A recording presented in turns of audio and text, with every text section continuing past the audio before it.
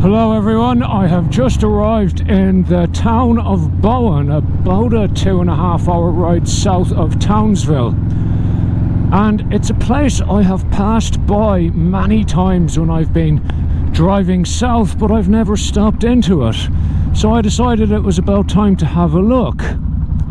And in recent days, when I have been reading up about the place, I have discovered that a lot of very bizarre stuff has happened here. So we're going to discuss a bit of that.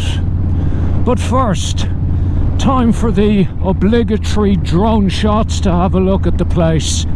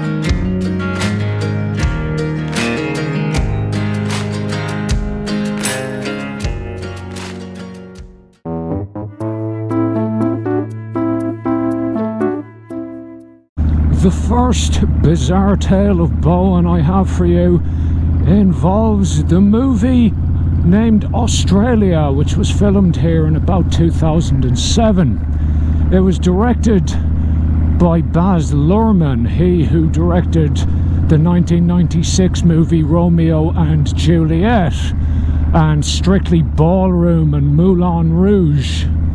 So the guy, as you can tell, is a pretty big deal. Anyway, he decided to film said movie, Australia, in Bowen. And he used Bowen to depict 1940s Darwin. When I read that, I was a little bit kind of puzzled for a second.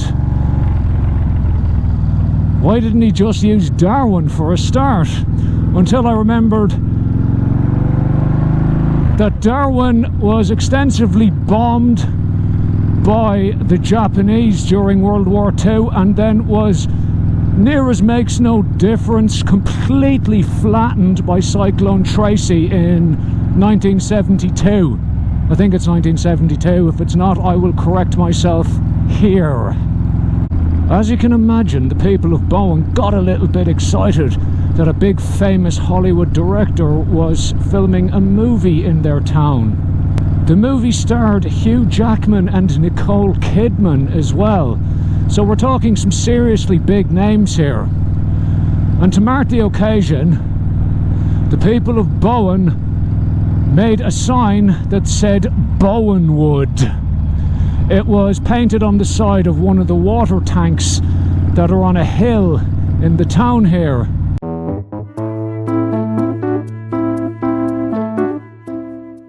And as I descend this surprisingly steep hill, I will tell you about the second bizarre Bowen tale.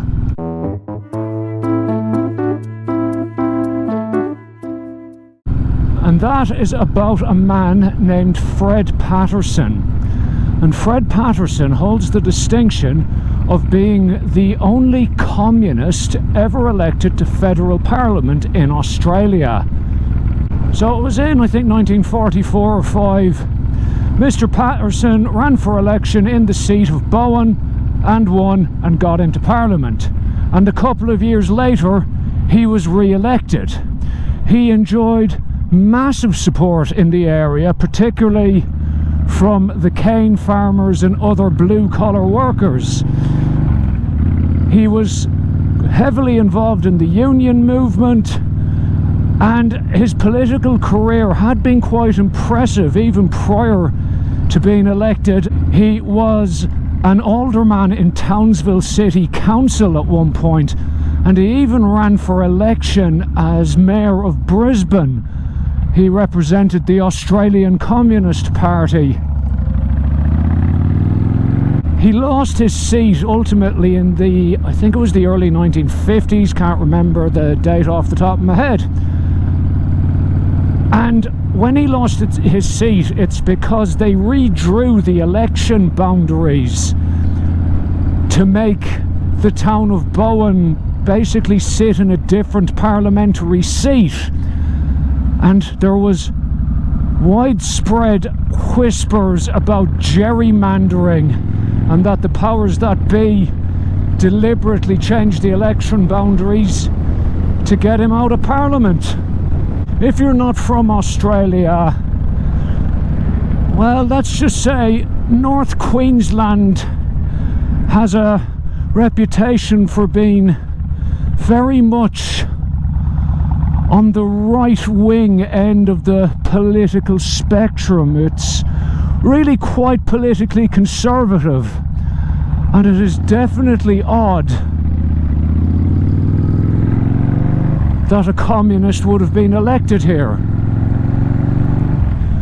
For reference, the current federal MP who represents this part of the world is Mr. George Christensen.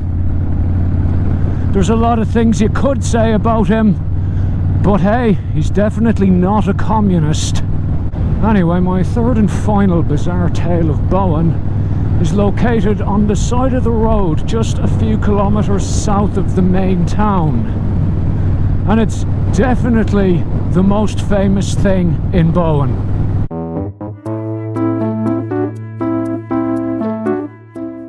And here we are, the Big Mango.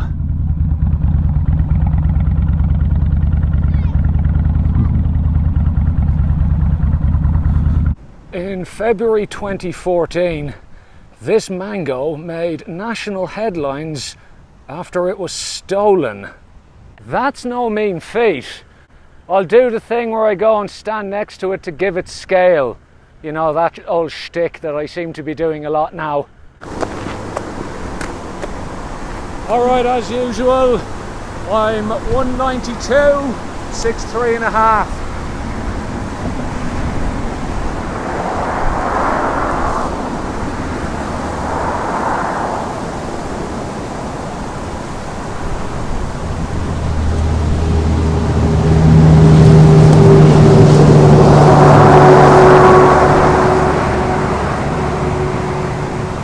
That's a big mango.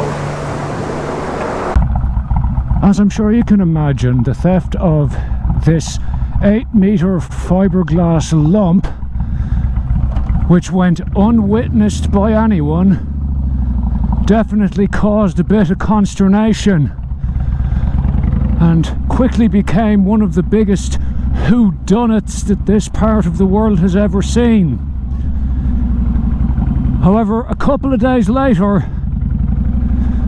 the circumstances behind the Big Mango's disappearance became apparent.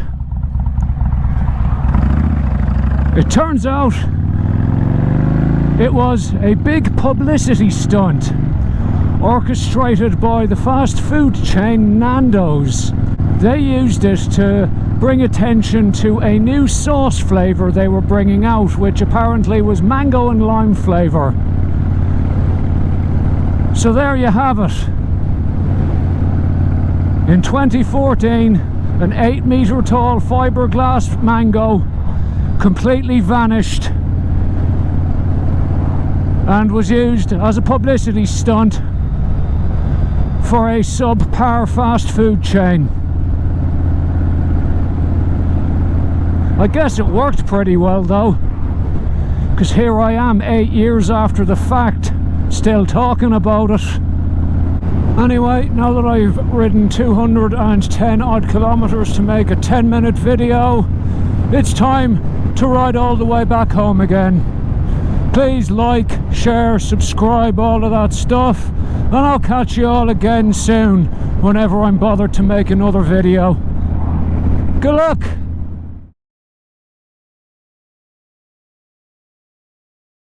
I forgot to mention why there's a giant mango in Bowen. Well, Bowen's most famous product is mangoes. You could probably have worked that out yourself. Hence all the groves of mango trees on the side of the road here. There you go, a whole heap of them.